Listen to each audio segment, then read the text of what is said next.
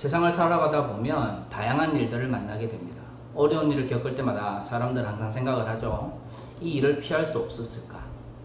저도 항상 그런 생각을 합니다. 독일 유학 초기에 정말 열심히 일을 했습니다. 한국에서 지원을 받을 수 없기 때문에 교회 사역을 하면서 아르바이트도 같이 했는데요. 어느 시점이 되니까 너무 힘들더라고요. 그래서 하루는 하나님께 기도했습니다. 하나님 좀 도와주십시오. 너무 일하면서 공부하기 힘듭니다. 근데 그 기도를 하고 나서도 5년 동안 응답이 없었습니다. 나중에 박사과정 들어가고 나서 한 1년 반 정도 남았던 것 같아요. 그때 이제 또 논문을 쓰고 또 집중을 해야 되니까 짧은 시간 일을 하고 그래도 임금을 좀 많이 받을 수 있는 일을 했습니다. 그래서 제가 마지막에 일을 했던 데가 냉동창고였던 것 같아요. 본 외곽에 있는 냉동창고에서 일을 했었는데 개인적으로 정말 너무 힘들었어요. 또 그때는 마침 제가 또 개척했던 교회가 어느 정도 자리가 잡혀서 후임으로 전임 사역을 할 수 있는 목사님께 교회를 넘겨주고 저는 이제 또 짧은 기간 또 다시 일을 할 때였는데 너무 힘드니까 하루는 이제 일을 하고 집에 들어와서 기도를 했습니다. 하나님 너무하시지 않습니까? 지난 8년 동안 한 번도 안 도와주셨는데 너무 힘듭니다. 제가 이렇게 하면서 박사 논문을 쓸 수 있을지 모르겠습니다. 정말 그때 처절하게 기도를 했던 것 같아요. 그리고 6개월 동안 아무 말씀이 없으셨어요. 그리고 이제 6개월이 지나고 나서 본 대학에 그 신학연구소에 이제 연구원 자리가 난다고 해서 지원을 했는데 그게 덜컥됐죠. 어쩌면 제가 박사 논문 끝내고 돌아올 수 있었던 것도 1년 반 동안 그 본대학의 신학연구소에서 연구원으로 일을 할 수 있었기 때문인지도 모릅니다. 왜냐하면 독일은 연구원 지원하는 게 꽤 좋거든요.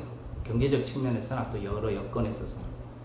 지금 생각해보면 정말 그때 연구원이 안 됐다면 힘들지 않았을까? 끝내지 못했을 수도 있다라는 생각을 합니다. 근데 어떻든 힘들 때마다 기도합니다. 또 기도했어요. 근데 바로 안 들어주시더라고요. 어떤 분들은 기도만 하면 빵을 갖다 준다, 돈이 생기더라 이러는데 저는 여러 번 기도하고 5년 동안 지났고 또 그 기도를 하고도 한 3년 정도 지나고 너무 힘들어가지고 정말 절절히 기도하고 6개월이 지나고 나서야 주께서 들으셨습니다. 근데 또 생각을 해보면 그래요. 만약에 제가 처음부터 여러 가지 또 지원을 받아가지고 경제적으로 좀 풍요로운 가운데 공부를 했다면 더 열심히 했을까? 그런 것 같지는 않아요. 제가 조금 약간 게으른 측면이 있어서 뭔가 닥쳐서 일을 하는 편인데 유학 초기에 여건이 좀 좋았다면 어쩌면 세워라 내워라 그냥 시간을 보냈을 수도 있습니다. 일을 하면서 공부를 했기 때문에 시간을 더 열심히 더 잘 사용해야겠다 생각을 했고 더 집중을 했던 것 같아요. 근데 이제 또 마지막 또 1년 반 동안은 원체 힘드니까 또 아마 하나님께 도와주셨다는 생각이 드는데 어떻든 그 과정은 힘들었습니다만 돌이켜보면 또 그 과정이 있었기 때문에 지금의 또 제 자신이 있는 게 아니라는 생각이 들어요. 사람들은 누구나 좋은 결과를 바라죠. 하지만 그 좋은 결과를 향해 나아갈 때 항상 좋은 과정만 있는 건 아닙니다. 저는 성경에 있는 많은 말씀들을 믿습니다. 또 약속들을 믿고요. 하나님께서 우리의 삶을 인도하실 거라는 것도 믿습니다. 하지만 하나님께서 우리의 삶을 인도하신다는 것이 아름다운 결과를 맺는다는 것, 그것과 함께 편한 과정을 겪는다는 것은 아니다라고 생각을 합니다. 항상 좋은 결과가 편한 과정 속에 이루어지는 건 아닌 것 같아요. 사람이 또 여러 가지 경험을 하다 보면 어려운 과정을 거쳐서 좋은 결과를 맺는 경우를 더 자주 접하게 되는 것 같습니다. 문제는 성경에도 하나님께서 우리를 인도하실 거다, 하나님께서 우리를 통해 아름다운 열매를 맺으실 거다라는 수없이 많은 약속이 있지만 성경 어디에도 그 과정이 순탄할 것이다 라고 말하는 데는 없습니다. 한국교회의 가장 큰 문제는 하나님께서 우리를 인도하시고 하나님께서 우리를 통하여 좋은 열매를 맺으실 거라고 하는 그 약속을 순탄한 과정을 통해서 맺을 거다라고 왜곡하기 때문이죠. 예수께서 말씀하신 생명으로 인도하는 길은 결국에는 영원한 구원의 약속이자 하나님의 인도하심의 약속이지만 좁고 험난할 수밖에 없습니다. 그래서 예수님께서 말씀하셨죠. 그 길을 가는 사람이 많지 않다고요. 쉽고 순탄한 길이라면 그 앞에 생명의 길이 있고 그 앞에 하나님의 인도하심이 명확한데 왜 그 길을 가지 않겠습니까? 하나님께서 인도하신다는 걸 믿고 또 그 열매가 아름답다는 걸 알면서도 그 과정이 순탄치 않기 때문에 어렵기 때문에 사람들이 힘들어하는 것이죠. 그러한 의미에서는 아름다운 열매를 맺는다는 것과 고난의 길을 간다고 하는 것은 성경이 자주 이야기하는 말씀이지만 한국교회에서는 아름다운 열매를 맺는다는 것이 곧 고난이 없이 순탄한 과정을 통해서 열매를 맺는다라고 왜곡이 되는 것 같습니다. 저는 기복신학 혹은 번영신학의 문제점이 그것이라고 생각을 합니다.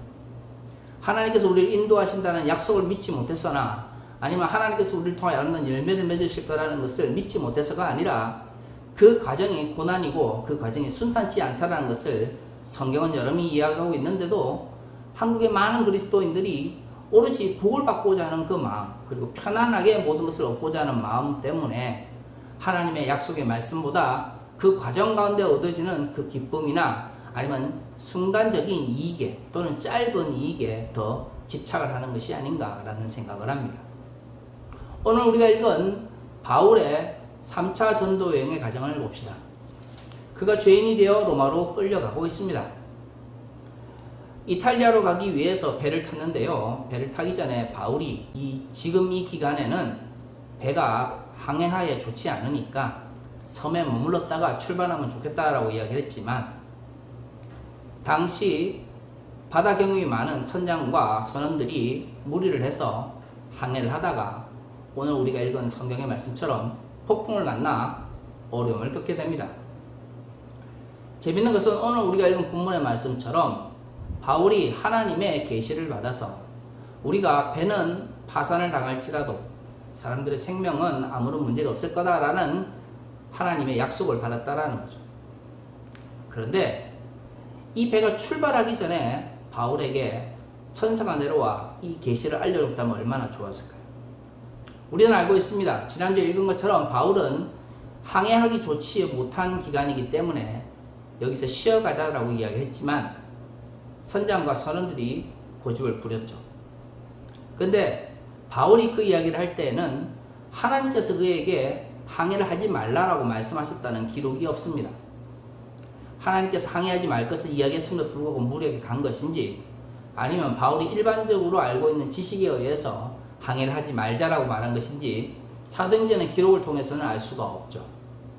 한 가지 확실한 것은 오늘 우리가 읽은 본문에서는 바울이 분명하게 하나님의 계시를 받아서 배는 파산할지라도 사람들의 생명은 무사할 거라는 것을 말하고 있다는 점입니다.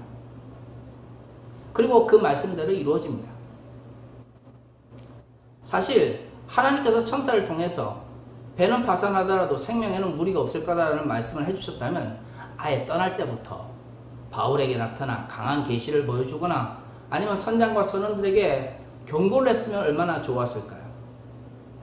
하지만 하나님의 뜻은 거기에 있지 않았습니다. 바울이 고난을 겪는 것이 하나님의 뜻이었고요. 생명의 위협을 받아서 마음이 흔들리는 것까지도 하나님의 계획이었습니다. 그렇기 때문에 하나님을 더 강하게 붙들 수 있었는지도 모르죠. 아름다운 열매를 맺는 것과 순탄한 길을 가는 것이 함께 가는 것은 하나님의 뜻이 아닐 때가 많습니다. 문제는 우리의 욕망이 그것을 거부하는 것이죠. 성경의 말씀이 왜곡되는 것은 우리의 욕망이 하나님의 뜻을 거스르기 때문입니다. 요즘에 한국 사회를 보면 여러 가지 많은 어려움이 있습니다. 코로나19 사태부터 다양한 정치적 문제, 그리고 외교, 사회적 문제까지. 때로는 하나님의 말씀을 믿고 따라가는 사람들이 모든 일이 쉽게 풀리고 어렵지 않기를 바라는 마음은 누구에게나 있겠죠. 과거의 한국 사회가 권위주의 정권에 의해서 움직여갈 때 한국 사회는 평안해 보였습니다. 군사 독재 정권에 의해서 민주주의가 억압받고 많은 사람들이 사회적 트라우마를 겪음에도 불구하고 어떻든 경제적인 측면에서나 물질적인 측면에서는 한국 사회가 성장하는 것처럼 보였습니다. 데모를 하는 모든 사람들을 다 감옥에 집어넣고 고문하고 억압을 했기 때문에 사회는 평안한 것처럼 보였습니다. 경제는 나날이 성장하고 사회는 평안한 것처럼 보였으니 당시 70년대와 80년대 거대한 성장을 이뤘던 한국교회 목사님들은 그저 경제적으로 풍요롭고 사회적으로 조용하고 어떤 대립의 문제가 생기지 않으면 그 사회가 하나님의 뜻이라고 가르쳤습니다. 그 과정 속에 한국 사람들이 가지고 있는 기복주의적 신앙이 번영신학과 결탁하여 지금의 한국적 번영신학을 만들어낸 것이죠. 그리고 30년이 지났습니다. 그 30년의 발전의 기간을 거치고 나서 한국 사회가 민주화됐을 때 한국교회는 또 성장하지 못하고 줄어들기 시작했습니다. 왜일까요? 하나님의 뜻을 가르쳤지만 하나님의 뜻을 왜곡했기 때문이죠. 사회적으로 불안한 것을 사람들이 많이 지적을 합니다. 제가 독일에서 10년 동안 유학생활을 하면서 제가 살펴본 독일 사회는 우리보다 더 갈등이 많습니다. 지금 독일 바이언 쪽, 뮌헨을 중심으로 하는 그 바이언 지역하고 다른 지역은 말은 독일이지만 정서적으로 거의 독립된 국가와 다름이 없습니다. 우리나라는 아직 경상도, 전라도 갈등은 있지만 독일과 같은 그런 갈등은 아직은 없죠. 독일 사람들도 북쪽으로 올라갈수록 약간 무시하는 경향이 있습니다.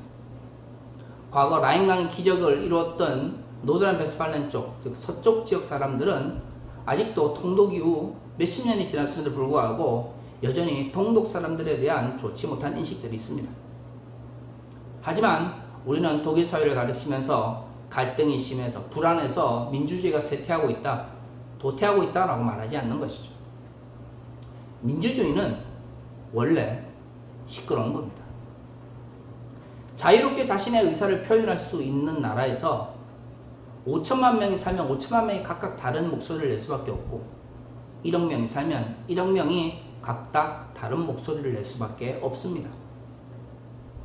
더구나 우리나라처럼 좁은 지역에 많은 사람들이 몰려 사는 그러한 나라의 특성상 굉장히 다양한 이해관계가 좁은 지역 내에서 서로 부딪힐 수밖에 없는 것이죠.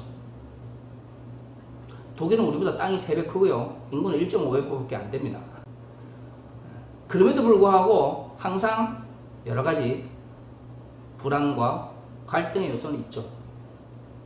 불안과 갈등이 없는 사회는 군사 독재입니다. 독재나 전체주의 파시즘 국가에서나 사회적으로 아무런 불만의 목소리, 대립의 목소리가 없는 것이지 민주주의는 더 많은 갈등과 더 많은 이해관계가 충돌할 수밖에 없습니다.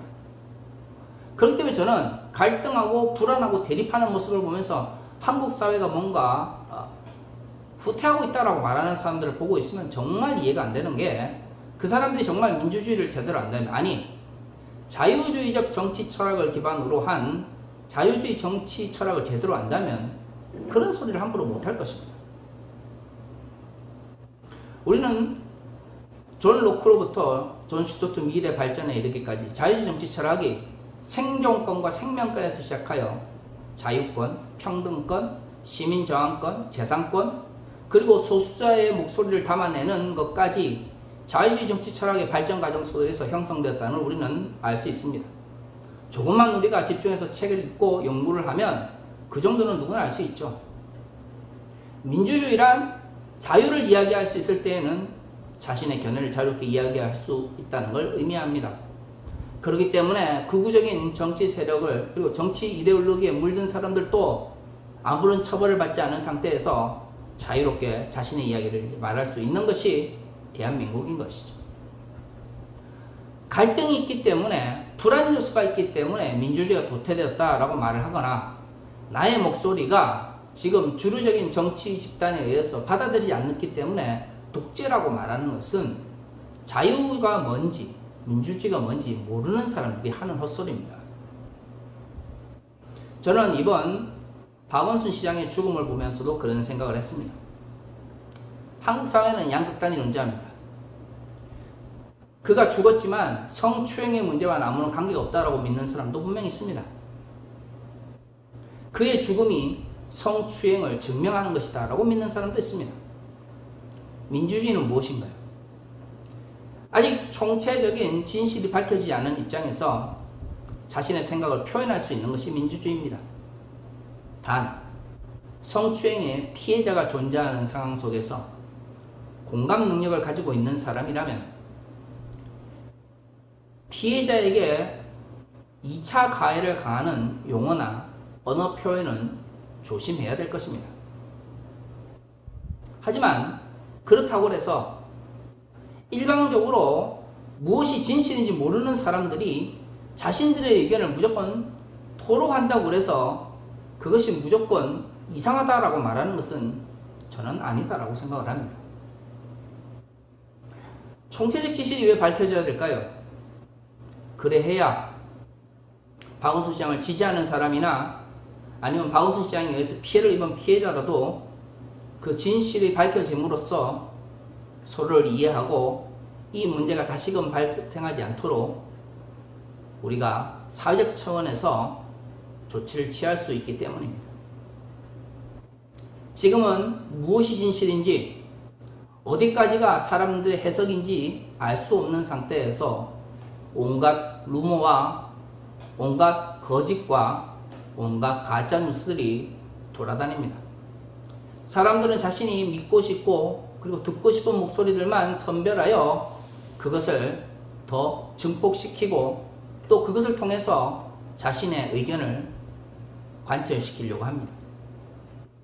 저는 이러한 문제가 발생했을수록 총체적 진실이 뭔지를 밝혀내는 것이 먼저라고 생각을 합니다. 박원순 시장을 지지했던 사람들이라면 그가 성추행 이전에 시민사회운동을 통해서 나아가고 있던 한국사회의 모습에 동감했기 때문에 그를 지지하고 그에게 공감했을 거라고 생각을 합니다. 그렇다면 한국사회가 이 문제를 통해서 단순히 한 정치인을 매장하고 한 정치인을 미워하는 문제가 아니라 궁극적으로 정치적 영역에서든 종교적 영역에서든 아니면 모든 사회적 영역에서 성범죄나 성추행 그리고 여성에 대한 차별을 없앨 수 있는 방향을 고민하는 것이 저는 진정 박원순 시장을 아름답게 기억하는 일이라고 생각을 합니다. 이번 성추행 사건으로 피해를 입은 여성을 함부로 공격하는 일은 피해야 합니다. 하지만 우리 모두는 진실이 무엇인지를 알아야 될 권리도 있습니다. 서울시든 경찰이든 검찰이든 정치적인 이해관계가 아니라 어떤 특정한 정당의 정치적 지지를 얻기 위해서가 아니라 한국 사회의 더 나은 발전을 위해서 어디까지가 피해자가 주장하는 그 주장의 진실인지 어디까지가 오해인지 어디까지가 우리가 아직 밝혀내지 못한 추악한 이면이 있는 것인지를 명명백백하게 밝혀내는 것이야말로 이번 사건을 통해서 한국 사회가 나아갈 문제라고 생각을 합니다. 동시에 정치인들에게 부탁하고 싶은 것은 특정 정치인의 성추행 문제에 대해서는 그토록 민감하게 반응을 하면서 왜 그리스도인이라고 불리는 사람들이 교회를 다닌다고 하는 사람들이 기독교 영역 내에서 일어나는 담임 목사에 의한 남성 목회자에 의한 여성 성도에 대한 성추행이나 성범죄의 문제에 대해서는 그렇게 자비로우신지 묻고 싶습니다. 어쩌면 그것은 여러분들의 정치적인 이해관계와 연결되지 않기 때문이거나 아니면 이미 여러분들이 성추행이나 성범죄를 일으킨 담임 목사와 친밀한 관계에 있기 때문은 아닌지 묻고 싶습니다. 정치적 영역에서의 성추행과 성범죄 문제가 그렇게 중요하다면 종교적 문제에서 나타나는 종교적 영역에서 나타나는 성추행과 성범죄 문제에서도 관심을 좀 가져주십시오. 어떻게 여러분들의 관심은 정치적에만 몰려있고 성범죄나 성추행 그 자체가 일어난 영역에 따라서 서로 다른 관심을 보입니까? 여러분들이 일이 아니라고 생각을 한다면 왜 정치적 영역에서 일어나는 성추행과 성범죄 문제는 그렇게 민감하게 반응하면서 교회 내에서 일어나고 있는 여성 차별이나 교회에서 일어나고 있는 성추행이나 성범죄에 대해서는 왜 그렇게 둔감하신가요? 저는 그것이 정말 묻고 싶습니다. 그런 모습을 보면서 저는 생각을 합니다. 성범죄나 성추행의 문제까지도 정치적 이해관계와 특정 정당을 지지하는 그러한 지지 세력의 문제인가? 저는 아니라고 생각을 합니다. 한국 사회가 진정 더 나은 민주주의를 나간다면 저는 지금보다도 더 많은 사람들이 자신의 목소리를 낼 수 있어야 한다고 생각을 합니다. 피해자의 목소리에 온전히 귀를 기울일 수 있는 사회가 되어야 될 것입니다. 동시에 성추행이나 성범죄의 문제가 나타났을 때 그 총체적 진실이 뭔지를 밝히고자 하는 노력도 저는 분명히 중요하다고 생각을 합니다. 우리가 가고자 하는 길은 결코 쉬운 길이 아닙니다. 성경 어디에도 하나님의 나라를 이루어가는 과정이 쉬울 거다 말하지 않습니다. 하지만 하나님의 나라가 이루어지는 그곳에 하나님의 뜻이 하늘에서 이루어진 것처럼 땅에서도 이루어지는 것이고, 그 가운데 더 많은 사람들의 목소리가, 더 많은 사람들의 이해관계가 서로가 서로를 이해하는 공감 가운데서 형성될 것입니다. 너무 쉽고 편한 길이 아니라 어렵지만 바른 길을 걸어갔으면 좋겠습니다. 이것은 종교적 영역만의 문제는 아니라고 생각을 합니다. 이 사회가 민주주의를 향해 나아간다면 더 많은 목소리들의 귀를 기울일 수 있어야 되고요. 그 과정 가운데 여러 가지 갈등과 대립을 보면서 그것을 한 번에 해결할 수 있는 파시즘이나 전체주의에 기대려고 하는 욕망은 버려야 합니다. 그리고 더 이상 한국 사회가 시끄럽기 때문에, 의견 대립이 있기 때문에 한국 사회가 뭔가 뒤처진다고 하는 그런 권위주의적인 생각을 버렸으면 좋겠습니다. 저는 이것은 교회도 마찬가지로 생각을 합니다. 교회의 잘못된 모습을 봤을 때 비판할 수 있어야 되죠. 비판하는 사람들에게 불이익을 주고 비판하는 사람들을 주류에서 밀어내려고 하는 교회의 모습 속에서 무슨 미래에 대한 발전이 있겠습니까? 한국 사회와 한국 교회가 진정 아름다운 결과를 맺기를 원한다면 그 과정에 순탄함만을 바라보진 않았으면 좋겠습니다. 그리스도인이라면 더더욱 그래야 된다고 생각을 합니다. 하나님의 아름다운 열매는 순탄한 과정을 통해서 우리에게 주어지지 않습니다. 민주주의의 성숙함은 많은 이들의 피와 눈물의 대가라는 것을 함께 기억했으면 좋겠습니다. 우리가 걸어가고자 하는 이 길과 우리가 얻고자 하는 그 열매에 대해서 예수를 믿는 그리스도인이라면 더더욱 성경의 말씀에 귀를 기울여야 될 것이고, 예수를 믿지 않는 분들이라 할지라도 너무 쉽게, 너무 간단하게 모든 사회적 문제를 해결하고자 하는 그러한 왜곡된 욕망은 버렸으면 좋겠습니다. 그것이야말로 우리가 아름다운 그리스도인으로서, 아름다운 시민으로서 이 땅에서 살아가는 우리의 자세이자 의무다라고 저는 생각을 합니다. 다시 기도하겠습니다.